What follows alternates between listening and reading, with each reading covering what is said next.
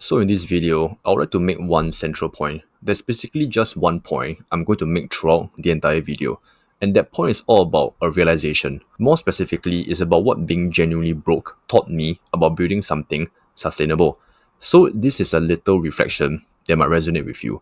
I want to talk about the difference between two approaches to making money. The traditional scale at all costs model that everyone talks about, and what I've started calling the one person business approach. And my experience of having literally no money for a while completely shifted how I think about which path actually makes sense. According to most business advice out there, success means hiring people, raising money, scaling fast, building systems that require teams and infrastructure. But I've been experimenting with a completely different philosophy. What if the goal isn't to build something as big as possible, but to build something as sustainable and personally fulfilling as possible? That leads to what I think is a fascinating ratio to consider. On one side, you have all the complexity, overhead, and stress that comes with traditional scaling. On the other side, you have the simplicity, freedom, and direct control that comes with keeping things intentionally small. And according to my experience, and I suspect the experience of a lot of people watching this, that ratio heavily favors the one person approach.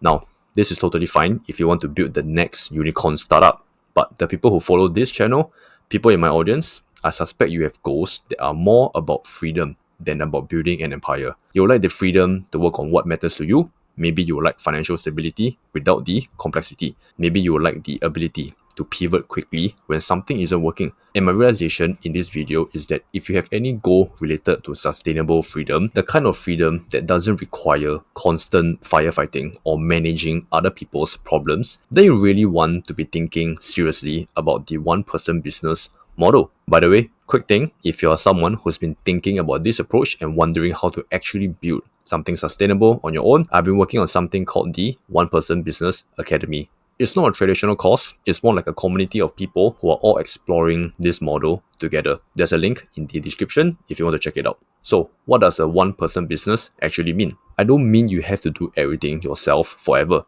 though you certainly can. You could be creating digital products, offering consulting, building software tools, creating content, really anything where your brain and your skills are the main input and you're not dependent on managing a bunch of people to make it work. If you look at examples of people who have built really sustainable, fulfilling work lives, chances are a big part of what you admire about them isn't the size of their team or their office space. It's probably the autonomy they have, the work they get to do, or the problems they get to solve on their own terms. Now, here's where my personal experience with being broke comes in. A few years back, I went through this period where I had basically no money. Not, oh, I can't afford the fancy restaurant, broke, but genuinely checking my bank account every day and stressing about groceries, broke. And you know what that experience taught me? It taught me the difference between revenue and actual security. Because during that time, I kept seeing all these business influencers talking about their six-figure months and their team growth and their big launches. But I also noticed that a lot of them seemed constantly stressed, constantly dealing with employee drama, constantly worried about cash flow because they had all these fixed costs. Meanwhile, I started paying attention to people who were making good money with really simple setups. People who could work from anywhere because everything they needed was a laptop. People who didn't panic when a client left because they weren't carrying overhead for a bunch of salaries. People who could pivot their entire business model in a week if they wanted to. The problem is, if you follow the traditional scaling advice that most business content promotes, you're optimizing for the wrong thing.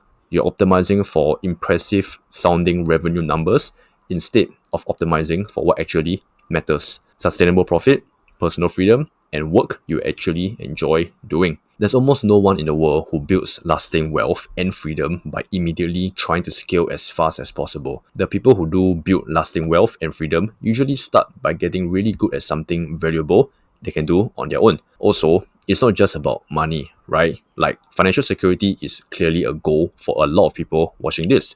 But there's also fulfillment and meaning in your work. And if you think about your own experience, what kind of work actually energizes you? Is it managing people and dealing with HR issues and worrying about office leases? Or is it actually solving problems, creating things, and having direct impact? For most people, if you look at what actually creates job satisfaction, it's things like autonomy, mastery, and purpose. And it's pretty hard to have real autonomy when you're responsible for other people's livelihood and managing complex systems you don't fully control. So, Even if you're thinking, I don't care about being a solopreneur, you probably care about having work that energizes rather than drains you. And that tends to happen more readily when you keep things simple and focused rather than complex and sprawling. Now, let me get more specific about what being broke taught me about business models. When you have no money, you become incredibly focused on what actually generates cash versus what just looks impressive. You can't afford to spend money on things that might pay off someday. You need things that work now. And that's when I realized that most business advice is written by people who either have never been genuinely broke or who have forgotten what it's like.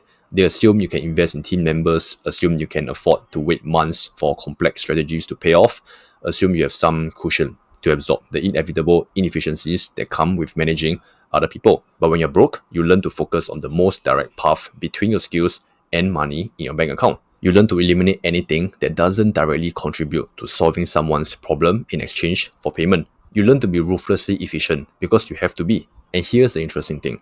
Those constraints actually make you better at business. When you can't afford complexity, you get really good at simplicity. When you can't afford to hire someone else to handle sales, you get really good at sales. When you can't afford fancy tools and systems, you get creative about solving problems with what you have. The crucial insight is that once you're not broke anymore, you don't have to abandon those lessons. You can choose to keep things simple, not because you have to, but because it's actually more effective. A lot of people think that as soon as they start making money, they should immediately start scaling and hiring and complicating things. But what if that's exactly backwards? What if the smart move is to get really, really good at the simple version first? I started noticing that the most successful 1% businesses aren't people who couldn't figure out how to scale. They are people who could scale if they wanted to, but they've consciously chosen not to because they've discovered that the 1% business model gives them exactly what they actually want. They want to work on interesting problems. They want to have control over their schedule. They want to keep most of the money they make instead of splitting it with investors or spending it on overhead. They want to be able to change direction quickly when they find something more interesting. When you're building something on your own, every decision is directly connected to the outcome. When you make a good decision, you benefit immediately. When you make a bad decision, you learn immediately. There's no layer of complexity between your choices and their consequences. Compare that to traditional scaling, where a good decision might take months to show results because it has to filter through systems and people, and a bad decision might not become obvious until you have already committed significant resources to it. Now, I want to be really clear here. I'm not saying everyone should build a 1% business forever.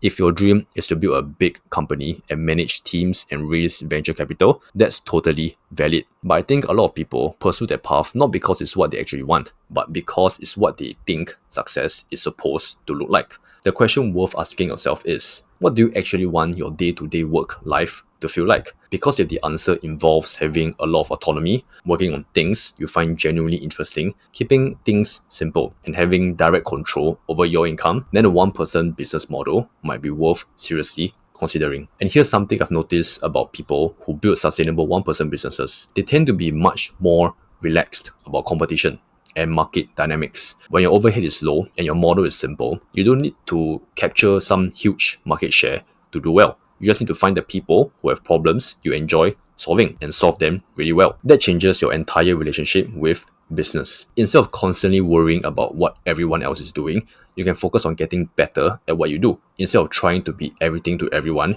you can get really specific about who you serve and how. So, if you're at this point of this video, maybe you're starting to think about whether this approach might work for you. The question might be, what would it look like to build something sustainable that doesn't require managing other people, doesn't require significant upfront investment, and gives you direct control over your income and your time? The answer is going to be different for everyone, but the framework is usually similar. You start by identifying something valuable you can do that doesn't require a team. You get really good at it, you find people who need that thing done, you build systems that make it easy to deliver consistently, and you resist the urge to complicate it just because you think that's what growth is supposed to look like. One more thing that being broke taught me is that the difference between impressive sounding numbers and actual security. When you've been genuinely worried about money, you become much more interested in sustainable profit than in revenue that sounds good in a social media post. A 1% business making $8,000 a month with 90% margins is in a much stronger position than a 6-figure business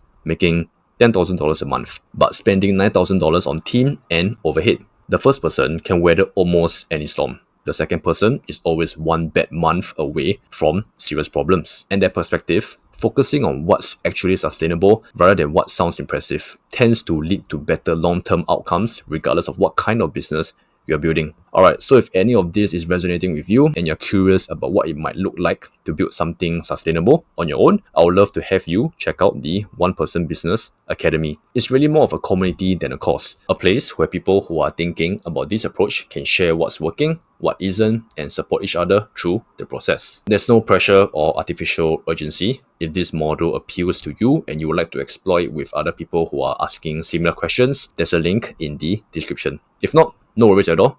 Either way, thanks for watching and thanks for thinking about this stuff with me. I'm curious what your relationship with business complexity looks like right now. Let me know in the comments if you've ever considered the one-person business approach or what's holding you back from simplifying. Thanks for watching and I'll see you in the next video.